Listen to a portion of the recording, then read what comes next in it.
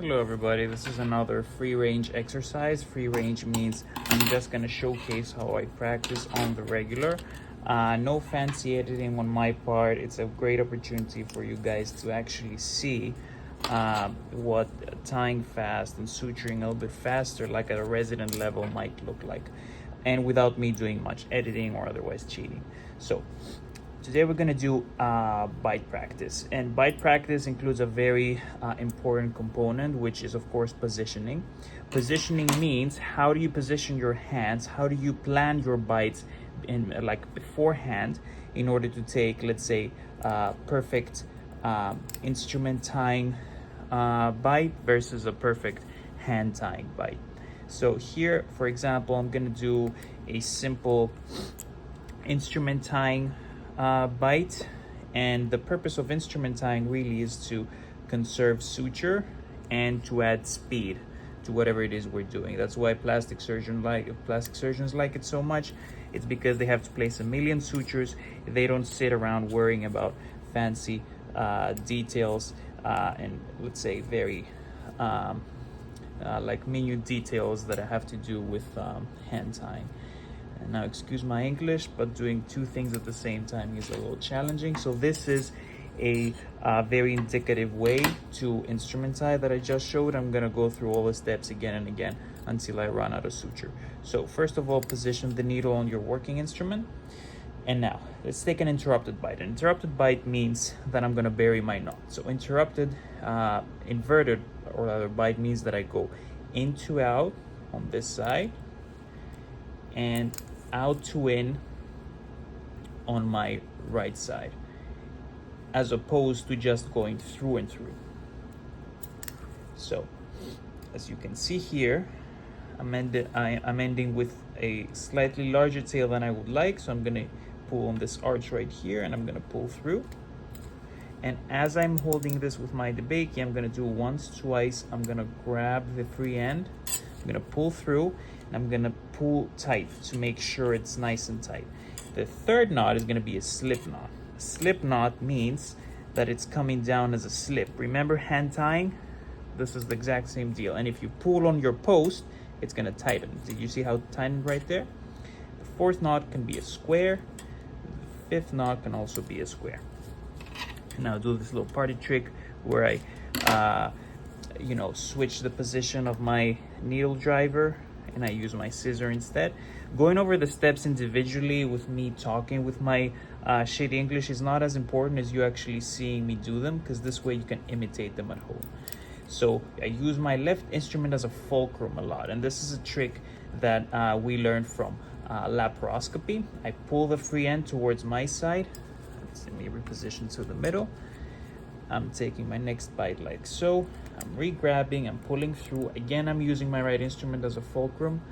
Make sure I don't catch myself here. Pull through, pull through, pull through. Make sure you're on the same side of the fence. And then as I'm holding this here, it's a wasted movement to just drop this. So once, twice, grab the free end, pull through as much as you can. Gather the free suture like that, tighten. Third knot is supposed to be a slip, so it's gonna go like this. Whoop. It tightens. Fourth knot is going to be a square, so I'm going to switch directions so that it comes down as a square. Fourth knot is also a square. Hopefully do this again and then you're done. You got another perfect instrument tying knot. So I'm going to do one last one, and this time I'm going to do it slow. So inverted, so meaning go into out on this side. Let me take a bigger bite. So into out on this side. Pull through. You can use your needle driver to put resistance on the tissue to pull the needle out easier. Notice this little change in angulation that I do with my DeBakey. Okay, take advantage of that to reposition my instrument however I like, and because I'm palming my instrument, I'm able to do this little motion right here and twist the instrument around so that I'm ready to take my next bite. I use this instrument as my fulcrum to pull it all the way out until it's almost as short as I would like it to be. I always make sure I pull it towards my side. I take my second bite out to in. I emerge, I re-grab, pull out using this guy again as resistance for the tissue. And now I can use this as a fulcrum And now if I'm not satisfied with the length of this limb right here and I want it to be even shorter, because instrument tying is all about conserving suture, I'm gonna push on my arch here, and I'm gonna push here, and now I'm ending with a little end right there. And now I'm gonna use this needle that I'm holding right here so that I don't waste any movements. Once, twice, I grab the free end, I lock, so now it doesn't go anywhere. I pull through as much as I can. I push through all the way. I first of all pull towards my end so that I can see that they're approximating very well. I push to the other side. My third knot, I personally like to make this a slip knot, so I slip it down. And that means that if I pull on it, it's gonna tighten a little bit extra. Then I'm gonna do my fourth knot, which should be a square if I can. Okay, so I'm changing direction on my free end. And my final knot is also gonna be a square, hopefully, so I pull it to the other direction. Then I do this little trick here. I grab my scissor and I cut once and twice, and I'm done. This is instrument tying. Now, I'm also gonna try to do hand tying. Hand tying has different positioning maneuvers. But if you learn instrument tying and hand tying maneuvers, that's pretty much all you need to worry about. So, hand tying, the only difference, and it's a lot simpler actually. Again, take an inverted bite, in to out on the left, out to in on the right. You don't need to pull this string to be as short as previously. Take your second bite like so, re-grab on the other side, pull through, immediately lock, and then use your fingers to shorten it a little bit better. And make sure you got good at position like that, and then just hand tie. And hand tying is a little bit more convenient in terms of you being able to slip your knots and really land them where you want them to go. And I'm not too worried about the direction of my knots right now, just because the first few knots, I want them to be slip knots, so the direction is not necessarily as important. The only drawback is that it's a little bit slower and I cannot do my party trick with a scissor, and I might have to use my left hand to cut as well if I don't have an assistant helping. So you don't save suture this way, but it is an alternative to the instrument tying. Now I'm gonna grab one more suture and I'll be right back.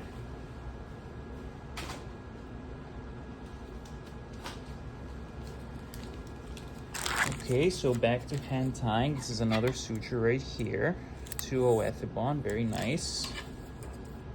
Make sure we got it nice and short. So again, steps of hand tying, and this is all about positioning. If you practice hand tying and instrument tying, that's all you need to worry about. And don't worry too much about the thickness of your bites, because silicone cannot really imitate tissue no matter how hard you try. So one, same principles as an instrument tying, only now I'm not worried about using this as a fulcrum so much. Of course, if it's super long, I want to make it a little shorter. I push this towards my side so it's on the same side of the fence. Second bite, out to in. I pull out, I immediately lock. This is the only defining difference. And then as I push, as I pull out, I use my finger to wrap it around. Then I push on both strings, make sure I have good opposition. Here, the pad is going to be displaced if I push a lot on it. So here, 1, 2, and I'm gonna slip those 2 knots. So you see right there, the trick that I showed you when we were practicing hand tying, right? 4, and now you can throw a 5th knot in there if you really want to be careful. And there you go, you cut. And there you have it. This is hand tying and instrument tying separately. Now I'm gonna do some through and through bites so that you have all the possible bite configurations that you can deal with, that you have to deal with. So through and through bites is the opposite of what we just practiced. So instead of going inverted, you're just gonna go through and through. And it's really almost the same, with the only difference being that now get a little bit more resistance, but this time around you don't bury your knot lands on top. And it's almost the same. You still use this guy as a fulcrum. See, there's a little bit more resistance when I'm pulling through two pieces of tissue here. So there you go, you have it once, twice, you pull through. Now the first knot is very important for you to land as a square. So I'm gonna pull opposite to the side that the little guy emerges from, so that the free end lands as a straight line. I'm gonna show this again. Now this is a surgeon's knot, and a surgeon's knot job is not necessarily to slide. I'm still gonna try to do a sliding knot just to be fancy. It might or might not work. There you go, it worked, but I had to use my other instrument. So you might have to tie a few extra knots here.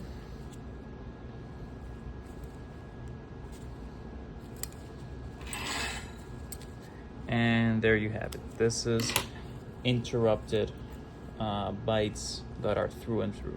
And I'm gonna do it again. So there you go. Once and twice. Push all the way through. There's a little bit of extra resistance here in the tissue. So I'm gonna use this guy as a fulcrum again.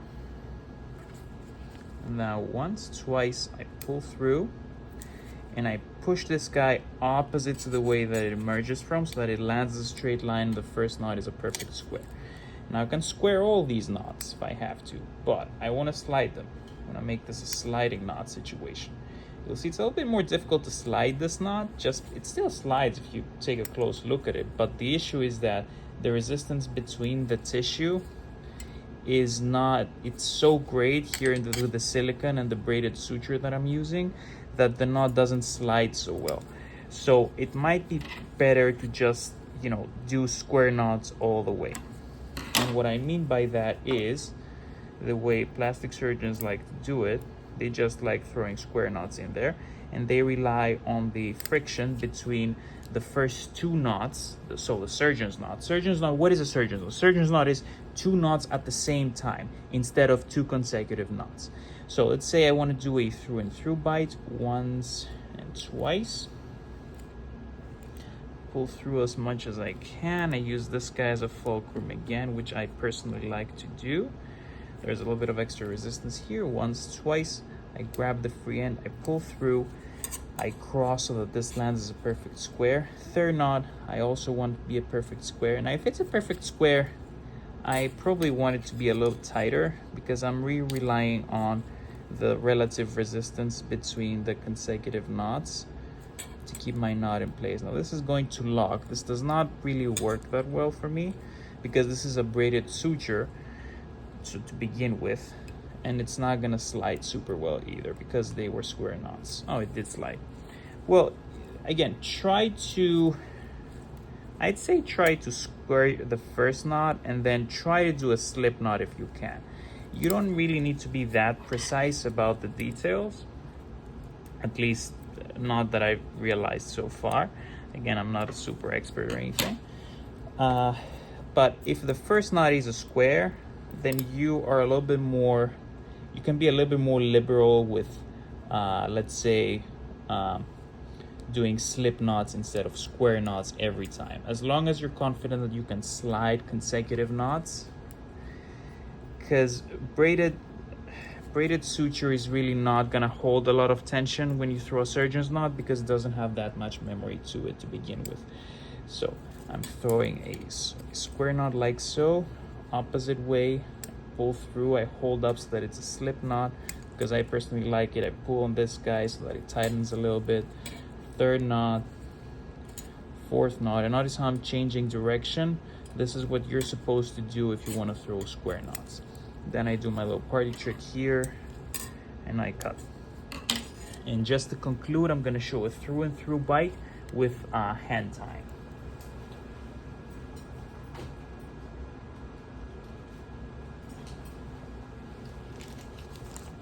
Okay, now I'm back. This is the last suture that I'm gonna waste. Okay, so let's cut this guy. And so what I'm gonna do now is I'm gonna demonstrate hand tying with through and through bites, which should be fairly simple. So 1 and 2. Try to pull through. Again, now this is going to be a little tricky because you see how I'm still using it as a fulcrum, but there's a little bit of extra resistance because I'm going through more silicone, which is a high resistance material to begin with. Now, if I were true to what I was saying, I immediately lock. You see almost, okay. So we're back. This is the last suture that I'm gonna waste. I turn this to my direction, I re-grab, and this is gonna be hand tying for a through and through bite. So like this. Okay, I pull through as much as I can. I immediately lock as I promised. And then as I push through, I use my fingers to wrap it around. And I'm comfortable with this distance right here. So I'm gonna start throwing my knots once, twice, 3, and now I'm gonna slide them. 4, 5. Now this is hand tying with a through and through bite. So we went over 4 different bite configurations: inverted, instrument tying and hand tying, and straight through and through instrument tying and hand tying. I'm gonna do one last hand tying with a through and through bite. Immediately lock, use my fingers to wrap it around to reach the desired length. And once I'm there, I'm just gonna throw a bunch of knots, which here it's a little short, for example. So I'm gonna throw a huge air knot just to prove a point. And now I'm gonna slide this. And it slided down perfectly. So 4 knots and 5th knots. I'm gonna try to land these as squares so that it locks a little better. And I'm cutting this guy. And we're done. This is the suture tutorial for positioning, hand tying, and instrument tying. If you master those things and you practice again and again and again, you'll see that in reality, muscle memory is about 90% of the whole deal. 10% is tissue experience, which cannot be replaced with all the practice in the world. This is why it's important to scrub as often as you're able to. And, practice in your free time, and you'll see a tremendous difference in not only your prima vista, so your initial ability to get things right, but also your learning curve in the operating room. You're gonna be a safer surgeon, and you're gonna be a more adept surgeon as well, as you grow as a resident, as a trainee, and later on as a attending or consultant or whatever surgeon. That's it for me, and I'm gonna do one more video showcasing a complex exercise that you can do regularly that kind of simulates anastomosis, and it'll be the final video for this year. Thank you.